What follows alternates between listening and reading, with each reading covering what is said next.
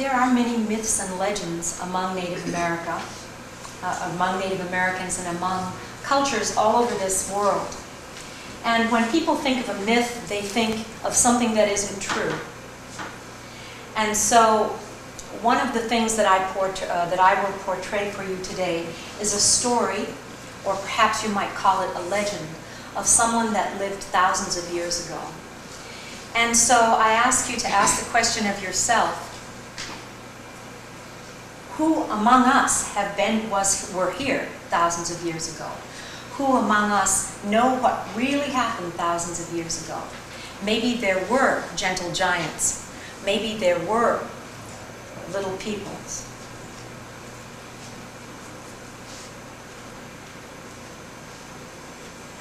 I am the spirit of Scargo.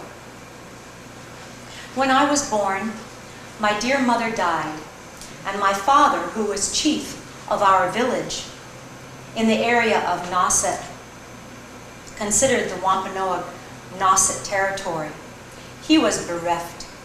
He was so sad he did not know what to do. And so he sat and looked at the ground day after day. People tended to him, and they brought him food which he didn't eat much of, and they brought him drink. And the medicine people, they did what they could with their herbs. And they did what they could with their prayers.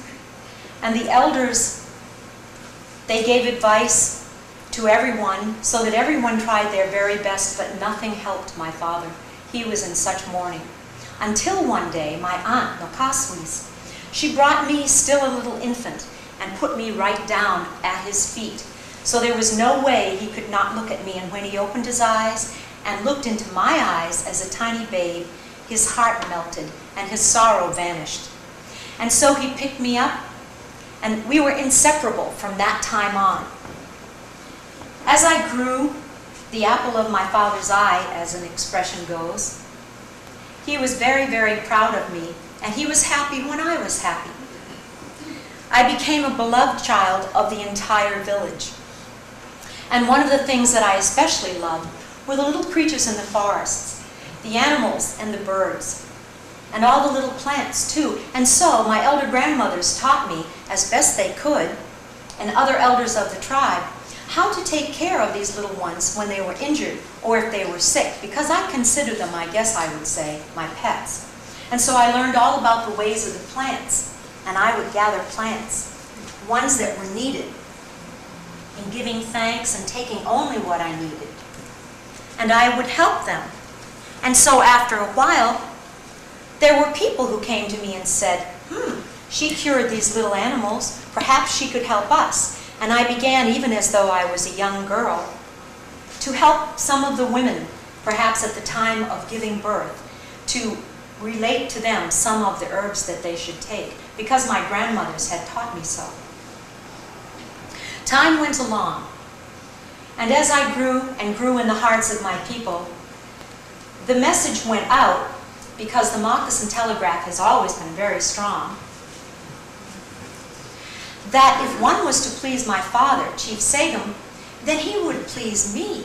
He would make me happy, or she would make me happy, and then my father would be pleased. And so people would bring gifts occasionally, and they would bring them to me and talk with my father, perhaps, about many important matters. But I would get lovely gifts, and if I was happy, my father was happy.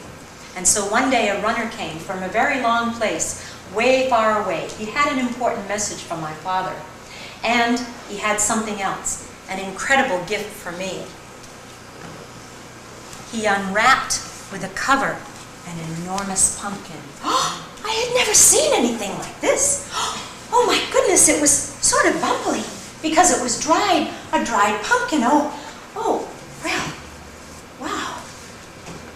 Well, and the top, it came off, and inside, surprisingly, was water, and inside was a trout, a beautiful small trout, and inside was a beautiful small perch, and they swam around in the water.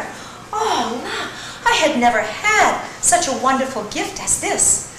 Oh, from that time on, no one ever saw me without my pumpkin bowl. and my beautiful little fish. I carried them when I went into the woods to gather my herbs. And I talked with them, and I made sure that they ate very well, and so they began to grow. And they were very healthy, and I was very happy. My father, of course, he tended to more important matters, but as long as he saw me with the pumpkin, then he knew I was well, and I was happy. Until that one springtime.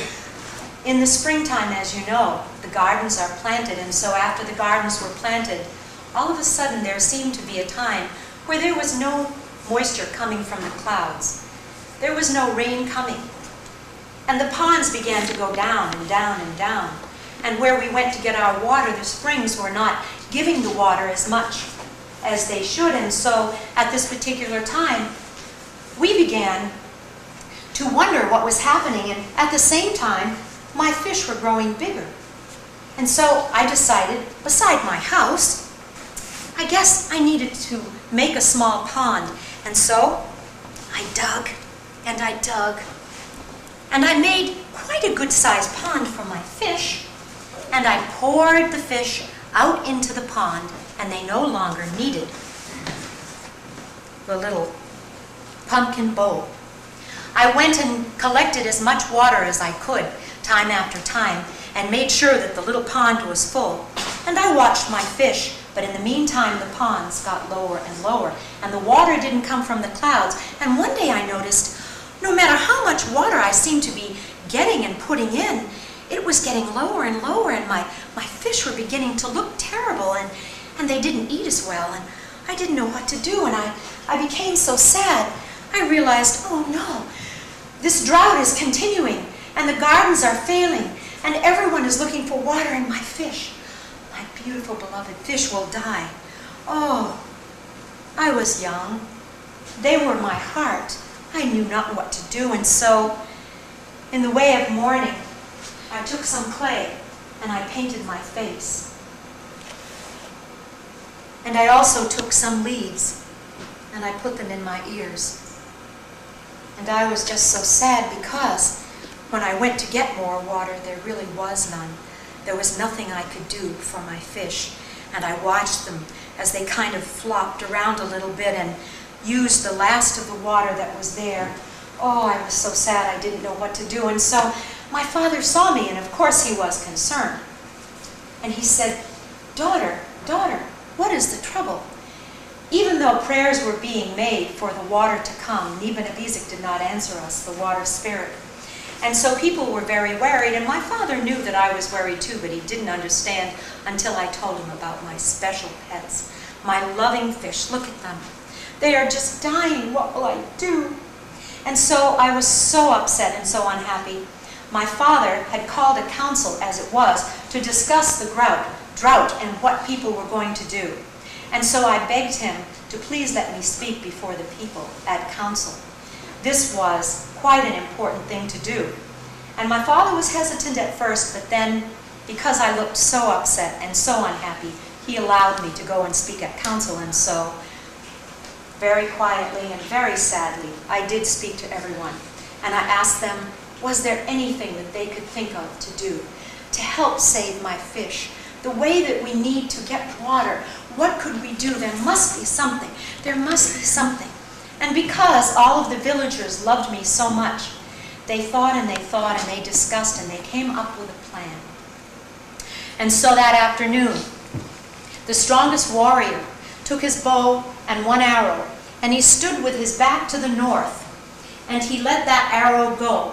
And where it landed, way far towards the south, was the breadth of an area that was to be dug by the Eshkwawag of our village, the women. And so the women, in the meantime, they had gone and collected many of the rushes and the reeds, and they made some tall baskets. And they took these baskets, and with clam shells and with their hands, they dug and put much material of the sand and the earth into these baskets. The baskets were then carried over to the edge of this area that encompassed a very large area. And that is where the men were. The men had lit a fire and had been there doing great ceremonies. And they had begun their prayerful dancing. and their prayerful singing. And in the hopes that Nibenabizik would begin to listen to the Eshkwawag, who perhaps prayed while they dug, and to the Oskitompwag, who would also dance and sing in prayer.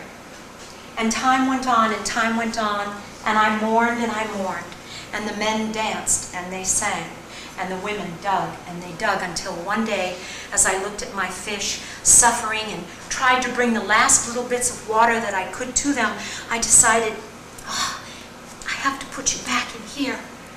And so I put them back in the bowl, and they barely fit.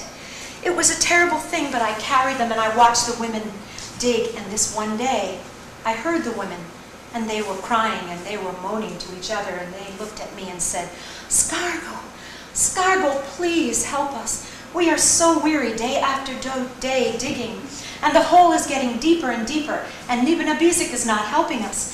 What can we do? Oh, Scargo, help us." And I looked at my fish, and I looked at my beautiful people. And I said, "Please stop digging now. You must go and rest." And so the women took themselves to their homes, and the men too, they stopped. And I knew that there was something very, very important that I must do for my people, as well as my beloved pets. And so I walked right to the middle of a large, large hole that the women had dug. Very, very large and very, very wide. And down there, I stood very quietly, and I called to Nibenabizik, the water spirit, and I said, "You must come and help us. You must help our people. Tell us what we must do in order to get water to come. My people are thirsty, and they are tired and weary, and my fish are dying. You must help us." And so Nibenabizik answered, and he said, "I will help your people, but you must give yourself to me." There was only a short hesitation, and then I said I would do as he wished.